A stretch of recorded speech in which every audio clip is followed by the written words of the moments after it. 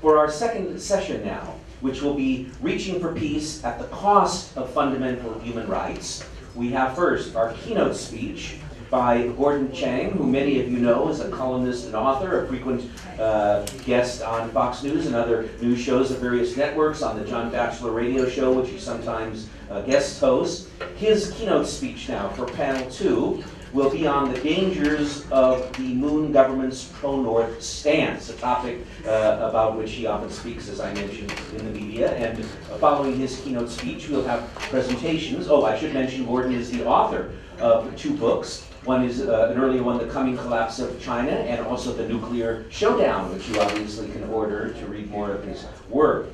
Following Gordon, we have 2 presentations. One by Greg Scarlacciu, who heads up the Committee for Human Rights in North Korea, and he will be talking on North Korea human rights under the Moon Jae-in government.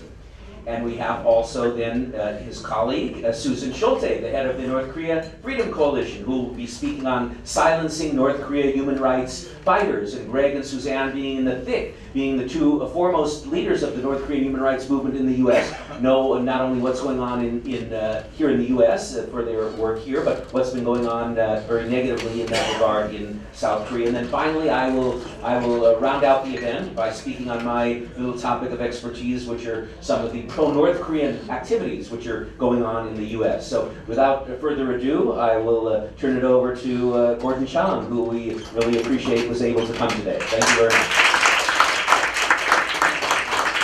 It's an honor for my wife and I to be here today. There is one question that each of us must ask. In a year from now, will the Republic of Korea, South Korea, still be a liberal democracy?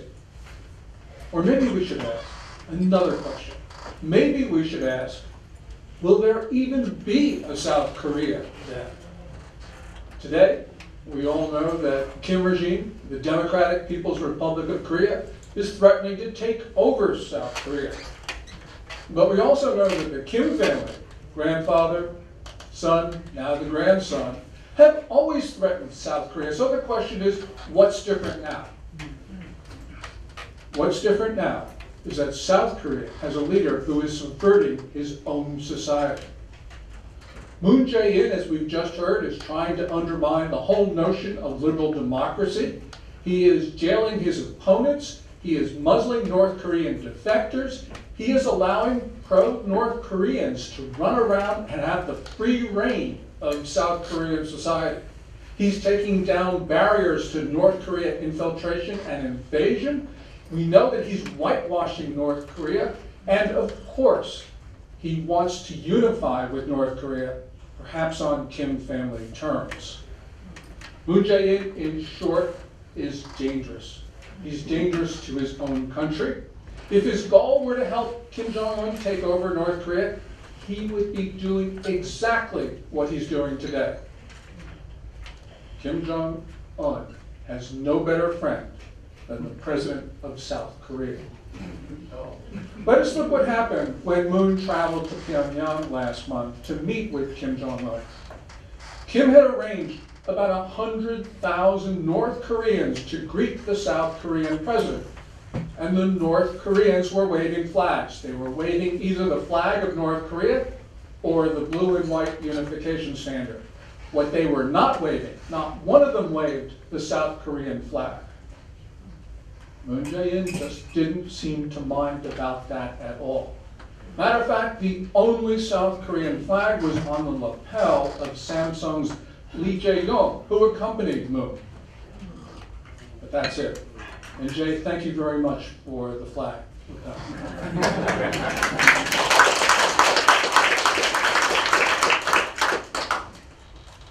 What we saw in Pyongyang was Moon trying to downplay the legitimacy of the government that he leads and even downplay the existence of the state that he was elected to represent. So let's look at what Moon actually said when he was in North Korea. And pardon me for my pronunciation. Moon on the trip often used the phrase Namchuk, literally south side or south, when the custom has been for South Korean presidents to refer to it Honggo. literally the country upon people. Similarly, Moon, when he was in the North, said Namchuk Gukmin, that translates as Southside citizens. South Korean presidents would normally say Uri Gukmun, literally our citizens, or figuratively, my citizens. In contrast, Kim Jong-un did not return the favor. When he talked about these things, he only used the communist term Uri Inmin, our people or my people. Now, of course, Kim's Democratic People's Republic of Korea does not recognize Moon's Republic of Korea, and South Korea doesn't recognize the North either. But Moon's choice of words clearly indicated that he was subtly, but nonetheless significantly, he was not asserting the right of South Korea to exist. Now, Moon obviously wants to change that position, which has been core to South Korea's existence since its founding in August of 1948. So, for instance, recently his Ministry of Education has disturbingly changed the textbooks. Up to now, South Korea's textbooks have said that Seoul, quote, is the only legitimate government on the Korean peninsula. New textbooks, those authorized by Moon, do not include that phrase. Also, the Unification Ministry's training materials no longer include that important declaration. Now, to pave the way for unification, which is obviously Moon's cherished goal, he's also tried to make South Korea more compatible with Kim Jong-un's North Korea. Most fundamentally, the Democratic Party of Korea, Moon's party, led an attempt to remove the concept of liberal from democratic in the South Korean constitution. Now, fortunately, South Korea's conservatives were able to rebuff that effort, but the Education Ministry in June of this year tried to change the country's textbooks, again to eliminate the concept of liberal from the concept of democracy. The ministry had to relent in some respects, but nonetheless we can see what Moon is trying to do. Moreover, Moon's government has given only a lukewarm endorsement to the National Community Unification Formula, which has been endorsed by every South Korean president since 1989. And that formula affirms that a unified Korea should be a liberal democracy. The Kim regime in the North, of course, rejects the term liberal, but it does say it's democratic. And so therefore, what Moon is trying to do is to remove a barrier to unification. Moon Jae-in, unfortunately, in tangible ways, is also undermining democracy. Since becoming president in May of last year, he has used the control of the big broadcasters to muzzle those views that he does not like, and also to promote North Korean views. And as Lawrence Beck has pointed out to me, recently an American expert who was visiting Seoul was warned by a state-funded broadcaster not to voice views of criticism of Moon's approach to North Korea. Now Moon's government is going after free expression on social media. Minju, his political party, has sponsored a broadcast reform bill, as it's called. And that bill, if enacted, would allow the government to take down YouTube videos that it doesn't like. As Ambassador Lee has said, YouTube is a main venue for those who don't share Moon's views. In South Korea, is it really becoming North Korea?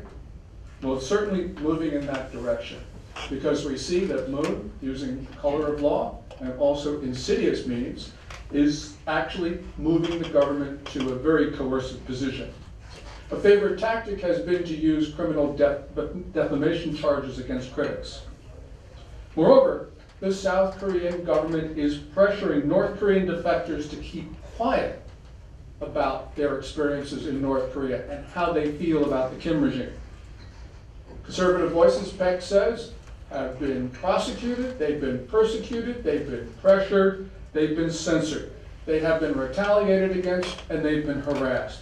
And they are not the only ones who have been targeted by this. What we are seeing is North Korean elements in South Korea are starting a reign of terror. And in that reign of terror, the North Korean elements, of course, feel free to speak, and they're denying that same right to others. The North's radical proponents are now holding rallies against what they call are the scum. In other words, those people who left North Korea to live in freedom in the South. Moreover, the radicals have been putting up posters in Seoul, these wanted posters, especially for 2 North Korean defectors. Because these 2 defectors have been targeted for assassination by Pyongyang, what these wanted posters do is it puts their lives in risk. Free democracy, as we now know it, is currently on the verge of collapse, say many people in South Korea. And that's true, because the feeling of alarm is certainly, with justification, widespread in South Korean society. And if all of this were not enough, Moon unilaterally and with agreement by North Korea is now starting to take down the defenses against a North Korean attack, as we just heard from Dave Maxwell. So for instance, he's taking down barbed wire fencing, observation posts, tank traps. He's also proposing a substantial reduction in the size of the South Korean military. Now you will hear justifications for the reduction of the size of the military, and people say, well, collapsing demography, we don't have the young men who are willing to serve. I'm not buying it.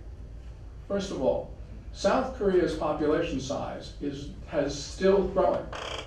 And clearly what we're seeing is, although it eventually will turn down in several years, it's nonetheless big enough to support the size of the military as it is today.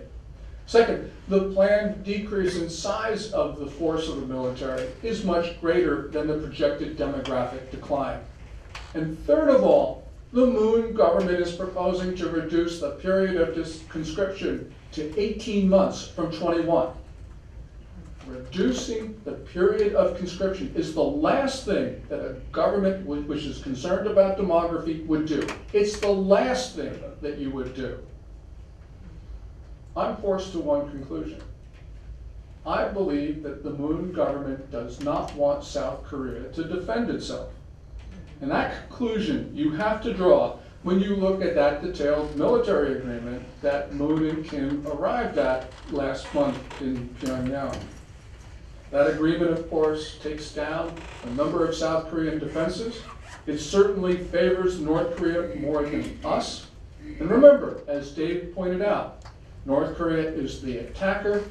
We are the defenders. Now, many people speculate as to Moon's motives, but whatever his intention, we have heard from Daniel and from others about Moon's advisors. Many of them who were members of these Juche revolution groups, the Jusapa, and who have refused to disavow their views to this day. And to this day, allegations continue to swirl around Moon's chief of staff, Im Jong-sok. Moon, as Lawrence points out, is still continuing to hire far-left investors. Therefore, Moon's refusal to insist that North Koreans fly their flag, his flag, the South Korean flag during this trip, is disturbing.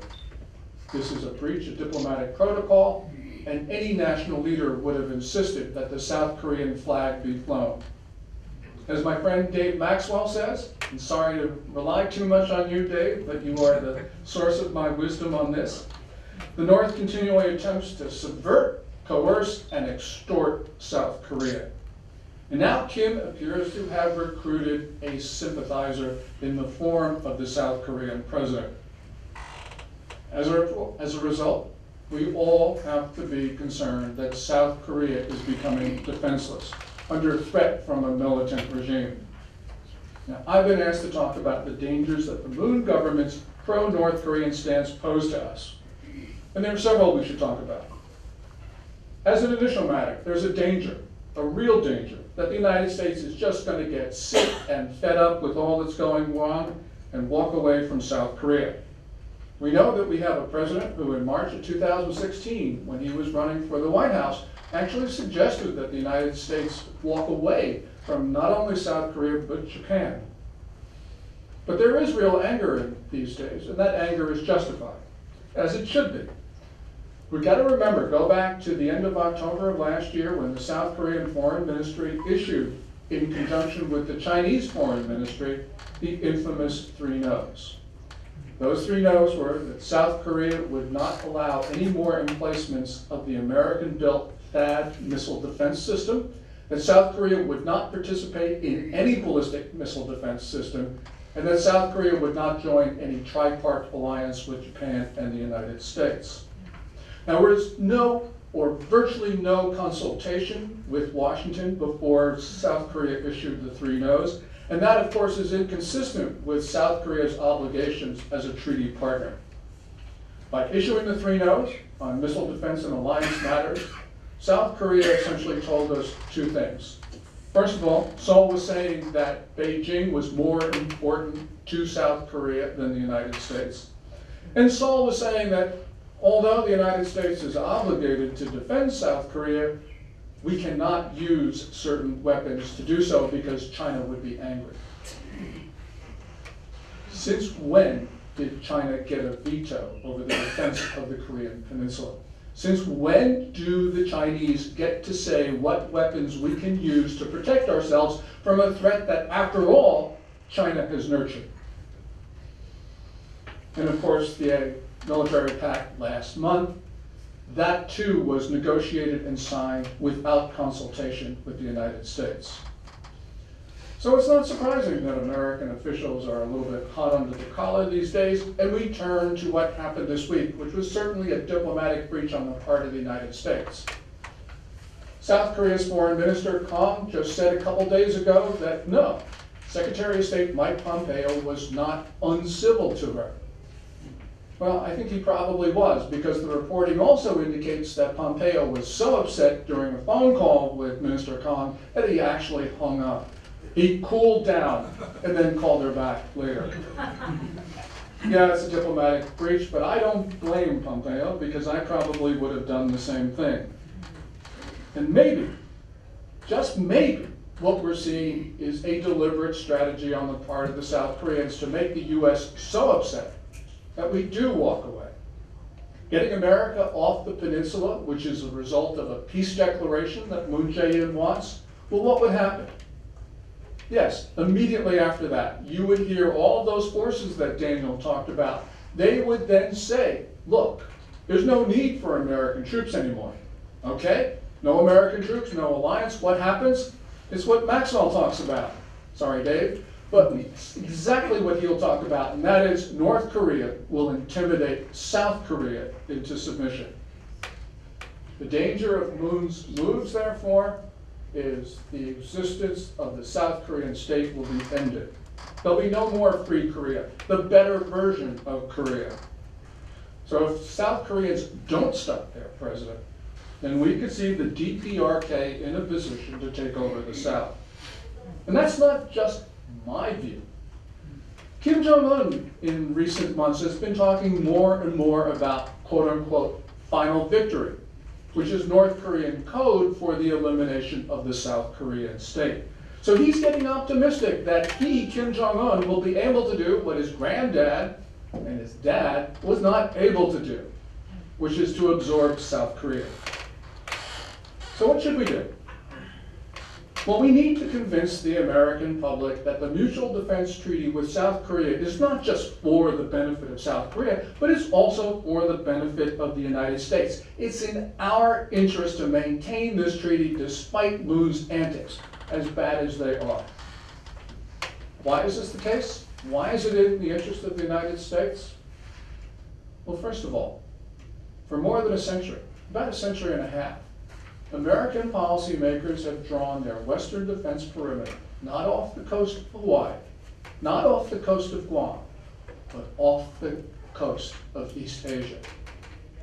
South Korea, which is of course on the continent of East Asia, anchors the northern end of that defense perimeter. And with South Korea in unfriendly hands, it makes Japan, another treaty partner of the US, untenable to defend. Second, we all know that this is a time when democracy, the form of governance, our governance, is under attack by large authoritarian states and under attack by others. We cannot afford to lose any free society. especially a free society as important as South Korea's. All of us, South Koreans and Americans, should continue protesting in Seoul, and we should continue talking to the American public and American policymakers. Americans need to hear that not all South Koreans support their President Moon Jae-in. Americans need to hear that South Koreans want to continue to live in freedom. All of this, of course, is a tall order because, as we've heard so many times today, the media is firmly in the control of Moon Jae-in. But this is a struggle that we can win, and it's a struggle that we will have to win. America's security is dependent upon the security of South Korea. South Korea's security is dependent on ours. So for Americans, from our point of view, defending South Korea is defending America. And that's why these conversations, and that's why these months are so important to us, because we may not have much time. So for all that you have done, and all that you will do, I salute you. May we all live in peace, and more important, may we all live in freedom. Thank you.